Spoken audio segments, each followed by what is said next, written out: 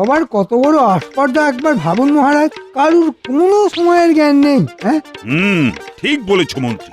সময় পেরিয়ে গেল অথচ রাজসভার সদস্যদের কারোর দেখা নেই। মহারাজ কিছু মনে করবেন না, এর জন্যে আপনি দায়ী। হ্যাঁ, রাজসভার সদস্যদের দেরিতে আসার পেছনে আমি দায়ী?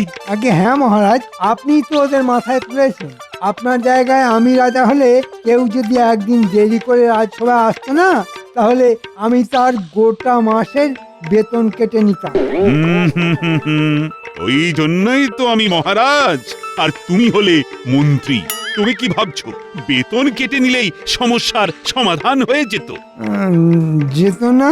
আগে না, বরং রাজসভার সদস্যদের মনে আমার সম্পর্কে একটা ঘৃণা তৈরি হতো। তাহলে রাজসভার সদস্যদের পথে আনার উপায় কি মহারাজ? সেটা আমাকে ঠান্ডা মাথায় চিন্তা করতে হবে।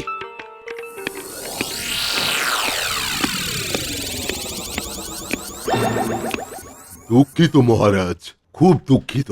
আজ একটু দেরি হয়ে গেল। আর রাজপণ্ডিত, তোমার দেরি করে আসার কারণটা কি শুনি? আগে আগে পটল তুলতে গিয়ে একটু দেরি হয়ে গেল। সে কি? তাহলে পণ্ডিত, পটল তোলার পরেও তুমি বেঁচে আছো কি করে? না না, এটা ওই পটল তোলা নয় মহারাজ। আসলে আমার বাড়ির কাছে অনেক পটল হয়েছে, সেগুলো তুলে তারপর গাছের গোড়া খুঁড়ে জল দিয়ে রাজসভায় আসতে গিয়ে একটু মানে মানে দেরি হয়ে গেল।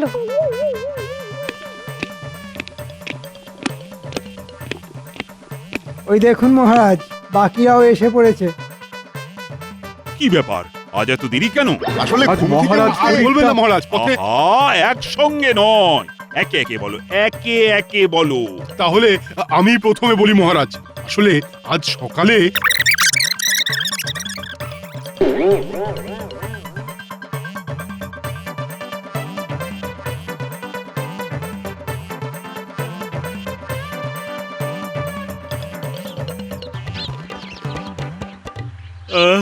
জীবনটা যদি ঘুমিয়ে ঘুমিয়ে কেটে যেত তাহলে কি ভালোই না হতো। শুধু খাও দাও আর ঘুমাও। না, কিছুতেই চোখ থেকে ঘুমটা যেতে চাইছে না। অনেকটা পথ হেঁটে ফেলেছি, একবার একটু বিশ্রাম নিয়ে নি। দিন দিন আমার বাড়ি থেকে রাজসভার রাস্তাটা যেন বেড়েই চলেছে।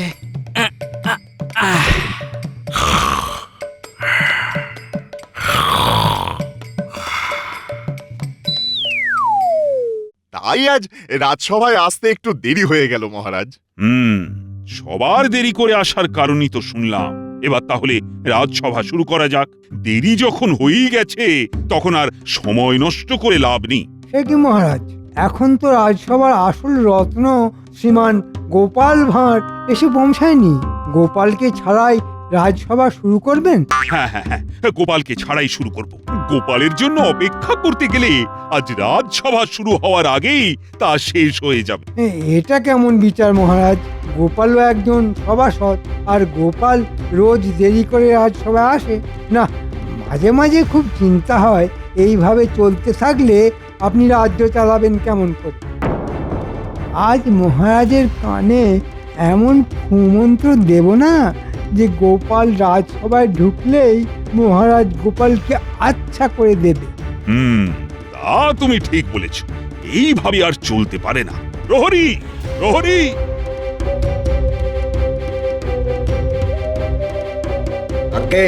যাও তো, গোপাল যে অবস্থায় আছে ওকে সেই অবস্থায় ধরে নিয়ে এসো। এক্ষুনি যাচ্ছি মহারাজ।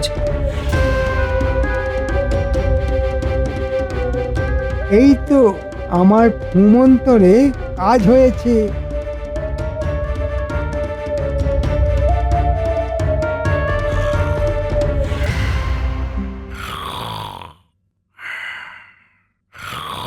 ওই দেখ, গোপাল এখানে বসে বসে ঘুমোচ্ছে। গোপালকে কি ঘুম থেকে ডাকবো? না না না, হাতে অত সময় নেই। মহারাজ বলেছেন গোপাল যে অবস্থায় আছে ওকে সেই অবস্থায় ধরে নিয়ে আসতে। তাহলে আর কি, দুজনে মিলে চ্যাংদোলা করে গোপালকে ধরে নিয়ে যাই। হ্যাঁ, তাই চল।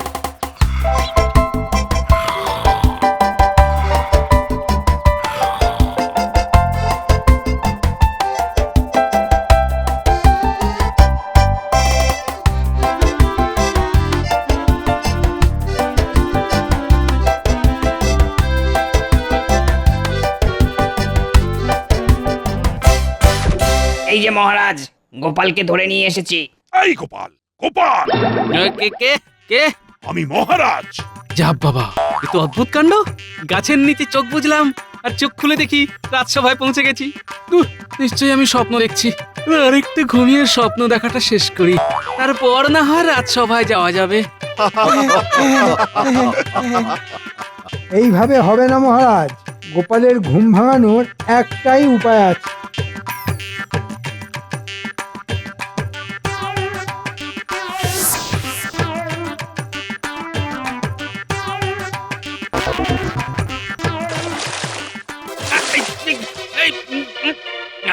এই, এটা কি হলো? জল ঢেলে তোমার ঘুম ভাঙালাম, সঙ্গে স্নানটাও সারা হয়ে গেল। তুমি যা অলস, রোজ স্নান করো কিনা তাও সন্দেহ। কি সত্যি সত্যি আমি রাজসভায় চলে এসেছি? তার মানে এটা স্বপ্ন নয়? গোপাল, আগে বলুন মহারাজ। তোমার দেরি করে রাজসভায় আসার কারণ? আগে হাঁটতে হাঁটতে ক্লান্ত হয়ে পড়েছিলাম মহারাজ, তাই ভাবলাম গাছতলায় বসে একটু বিশ্রাম নিই। তারপর চোখ খুলে দেখি এই, এ তো হ্যাঁ হ্যাঁ করে হাসার কি আছে শুনি? ওহ, একই রাজসভায় দেরি করে এসেছে, তার উপর আবার গলা তুলে কথা বলছে। যত বড় মুখ নয় তত বড় কথা। আগে আমার মুখের তুলনায় কথা বড় হলে ছোট মুখ দিয়ে বড় কথাটা বেরিয়ে এলো কেমন করে শুনি? এই না মানে, এই গোপাল, বেশি চটর পটর কথা বলো না তো। গোপাল এবং আমার বাকি রাজসভার সদস্যরা কান খুলে শুনে নাও, আগামীকাল থেকে কেউ যদি দেরি করে রাজসভায় এসেছে তাহলে কিন্তু খুব খারাপ হবে, এই আমি বলে রাখলাম। আমার মাথায় একটা বুদ্ধি এসেছে, বলবো? বলো মন্ত্রী। যদি রাজসভায় কোনো সদস্য 1 মাসে 3 বার দেরি করে আসে, তাহলে তার বেতনের অর্ধেকটা কেটে নেওয়া হবে।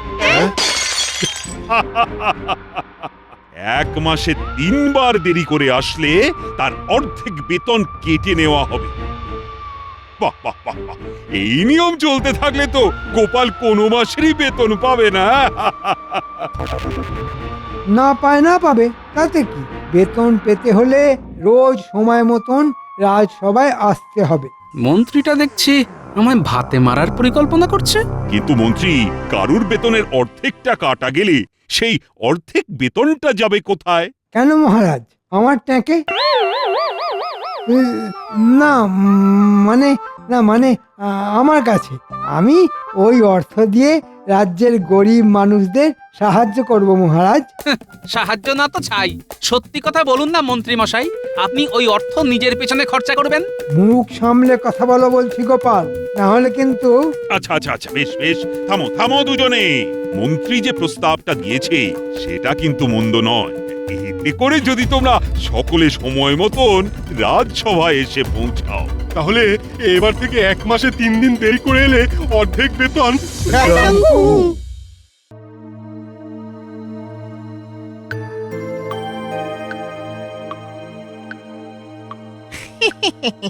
বলুন মন্ত্রী মশাই, এই ভর সন্ধেবেলা ডেকে পাঠালেন কেন? শোন বটা ঘটা, রাজসভায় নতুন নিয়ম হয়েছে, রাজসভায় কোনো সদস্য যদি 1 মাসে 3 দিন দেরি করে আসে, তাহলে তার অর্ধেক বেতন কাটা যাবে। তা আমাদের কি করতে হবে মন্ত্রী মশাই? তোদের শুধু রাজসভার সদস্যদের দেরি করাতে হবে, যাতে ওরা সময় মতন রাজসভায় পৌঁছতে না পারে। এরকম 3 দিন করলেই তোদের কাজ শেষ।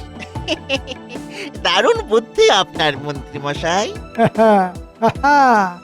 এবার দেখবো আমাকে কে আটকায়।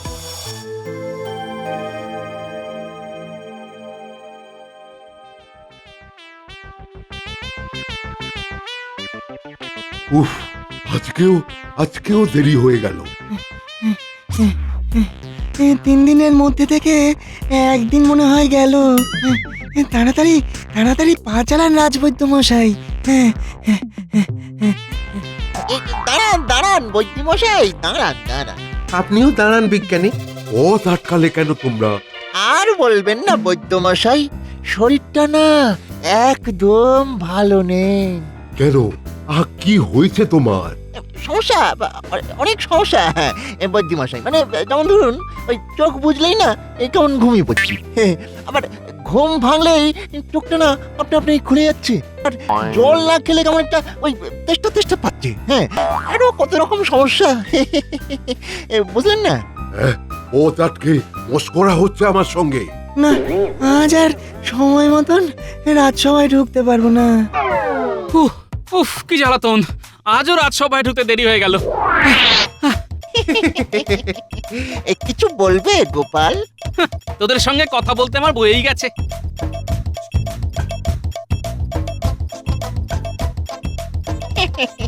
গোপালকে ইচ্ছে করে দেরি করাতে হয় না আমাদের।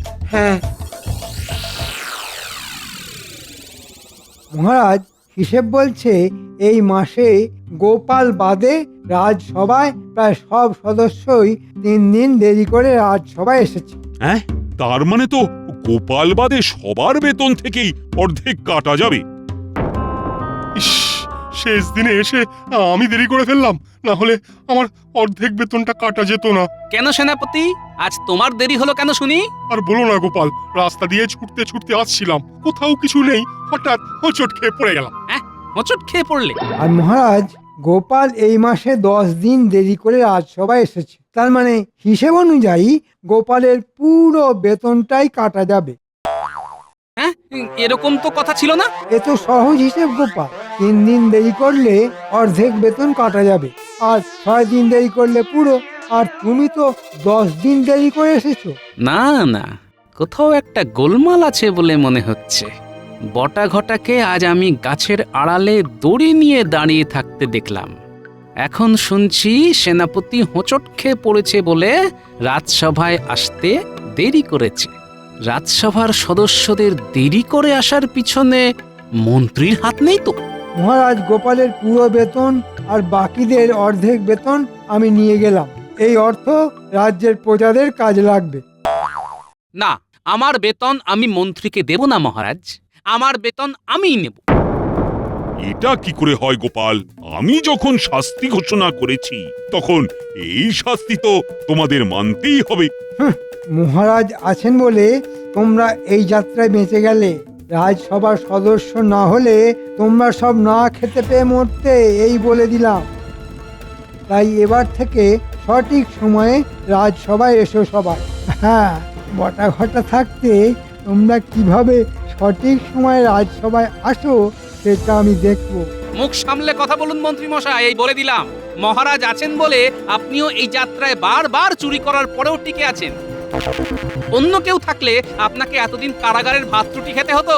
দেখেছেন মহারাজ, দেখেছেন গোপালের কত বড় সাহস। আহা, এত ঝামেলার কি আছে? তোমাদের মন্ত্রীর কথা পছন্দ না হলে তোমরা সবাই মিলে মন্ত্রীকে ভুল প্রমাণিত করে দেখিয়ে দাও। সেটা কি করে করব মহারাজ? বেশ বেশ, সেই উপায় আমি তোমাদের বাতলে দিচ্ছি। আমি তোমাদের 3 দিন সময় দিলাম। এই 3 দিন তোমরা আমার রাজসভার সদস্য নও। তাহলে আমরা কে? সেটা তোমরা খুঁজে বার করো। যে কোনো উপায়ে তোমাদের অন্য জীবিকা পালন করে অর্থ উপার্জন করতে হবে। যে বেশি অর্থ উপার্জন করতে পারবে তাকে আমি উপহার হিসেবে 100 মোহর পুরস্কার দেব। কেউ একটা পয়সাও উপার্জন করতে পারবে না মহারাজ, এই আমি বলে দিলাম। বেশ, তো সেটা 3 দিন পরেই দেখা যাবে। তাহলে এই কথাই রইল, আগামীকাল রাজসভায় এসে তোমরা কোন জীবিকা নির্বাচন করলে সেটা আমাকে জানিয়ে যেও। আজকের মতন তাহলে রাজসভা এখানেই শেষ।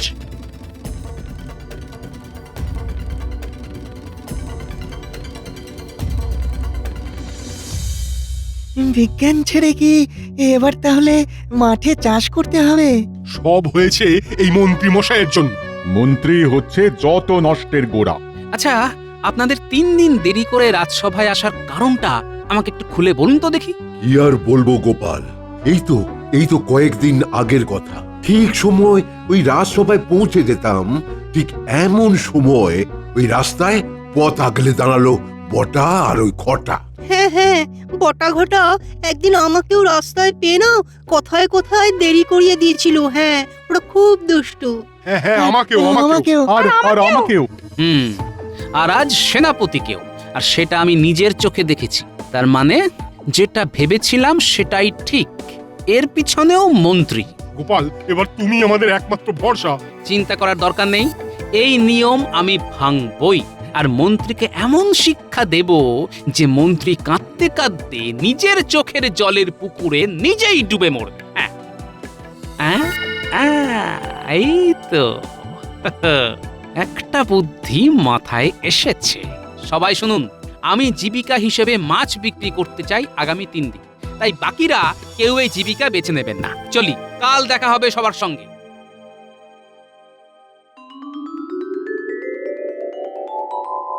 জয় মহারাজের জয়, জয় মহারাজের জয়।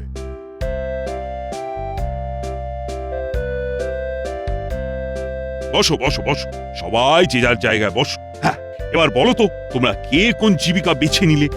আগে আমি হব কুমোর, মাটির পাত্র বিক্রি করে এই 3 দিন অর্থ উপার্জন করব। আর আমি হব কামার, টুক টুক করে ঠুকবো। আমি করব চাষ। আমি হব মাঝি। আর গোপাল সে কোথায়? সর্বনাশ হয়ে গেল মহারাজ, সব শেষ হয়ে গেল। সে কি হলো গোপাল? আর বলবেন না মন্ত্রী মশাই, সময় খুব খারাপ যাচ্ছে। একে এই মাসের বেতন পাইনি, সংসার চালাবো কি করে সেই ভাবতে ভাবতে মাথায় এলো মহারাজ আমাকে যে হিরে বসানো আংটিটা উপহার স্বরূপ দিয়েছিল সেটাই বাজারে বিক্রি করে দেব। তারপর আংটি বিক্রি করলে? না মহারাজ, আংটিটা হাতে পরে রাস্তা দিয়ে বাজারের দিকে যাচ্ছিলাম, এমন সময় পেল জল তেষ্টা। পুকুরে নেমে জল তুলে খেতে গিয়ে সর্বনাশ হয়ে গেল মহারাজ। কি হলো গোপাল? কি আবার হবে, আঙুল থেকে হীরের আংটিটা খুলে পুকুরের জলে পড়ে গেল। আর সঙ্গে সঙ্গে একটা বড় কাতলা মাছ এসে সেই মহামূল্য হীরের আংটিটা কপ করে গিলে নিল। সে কি, আমি তোমাকে যে হীরের আংটিটা উপহার স্বরূপ দিয়েছিলাম তার দাম ছিল প্রায় 20,000 মোহর। বলেন কি মহারাজ, 20,000 মোহর? হায় রে, 20,000 মোহর এখন কাতলা মাছের পেটে। কোন পুকুরে জল খেতে নেমেছিলে শুনি গোপাল? উফ, সেটা আমি আপনাকে কেন বলবো? যা গেছে তা গেছে।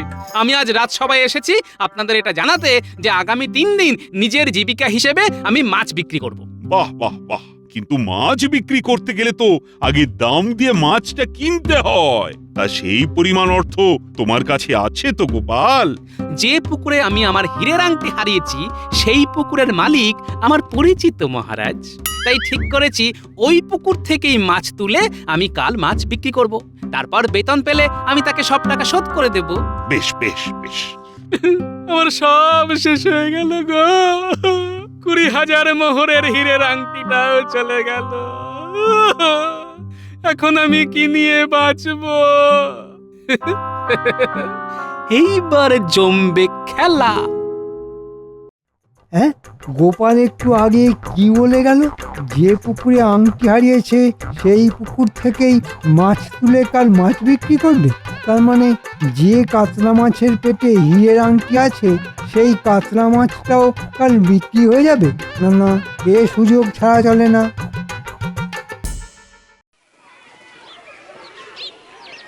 এ টাটকা মাছ একদম টাটকা, নিয়ে যান নিয়ে যান। ভালো মাছ। মাছ কত করে গোপাল? একদম সস্তা, একটা মাছের দাম 40 মোহর। বাবা রে বাবা, এটা মাছের দাম বলছো না সোনার দাম বলছো? মাছের দাম বলছি মন্ত্রী মশাই, নিতে হবে নিন, না হলে যান। না না, যাবো বলে তো আসিনি। ঠিক আছে, আমি সব কটা মাছ কিনতে চাই। এই তো ঘুঘু ধান খেয়েছে। নিয়ে যান নিয়ে যান। হ্যাঁ হ্যাঁ হ্যাঁ।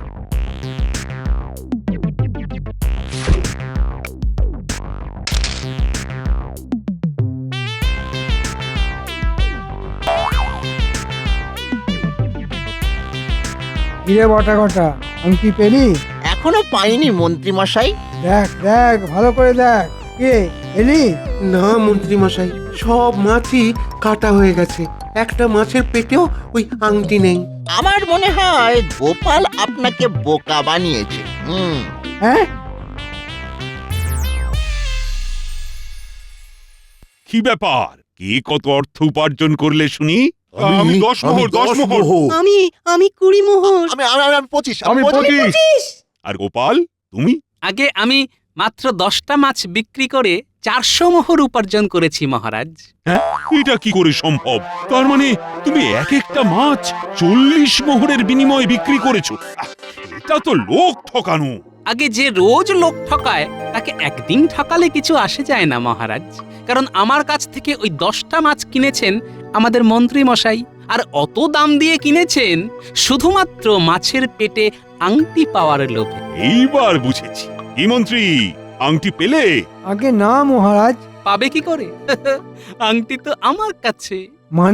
মানে আপনি বটা ঘটার সাহায্যে যেমন রাজসভার সদস্যদের অর্ধেক বেতন খেয়েছেন, তেমনি আমি আপনাকে মাছের পেটে আংটির লোভ দেখিয়ে আপনার পেট থেকে ওই অর্থগুলো বার করে এনেছি। সে কি মন্ত্রী, তুমি এইসব করেছো? আগে ক্ষমা করে দিন মহারাজ, আর এমন হবে না। মহারাজ, আমরা প্রমাণ করে দিয়েছি মন্ত্রী মশাই ভুল, তাই এবার থেকে দেরি করে রাজসভায় এলে নিশ্চয়ই আমাদের বেতন কাটা যাবে না। না না, যাবে না, যাবে না। আর আমার উপহারটা? এই না, এই না, 100 মোহর। সবাই কাঁটা দিয়ে কাঁটা তোলে, আর আজ আমি মাছ দিয়ে কাঁটা তুললাম। আজ থেকে আগামী 3 মাস মন্ত্রীর সব বেতন আমি কেটে নেব। আর হবে না মহারাজ, এবারের মতন ছেড়ে দিন মহারাজ, এবারের মতো ছেড়ে দিন, দিন না।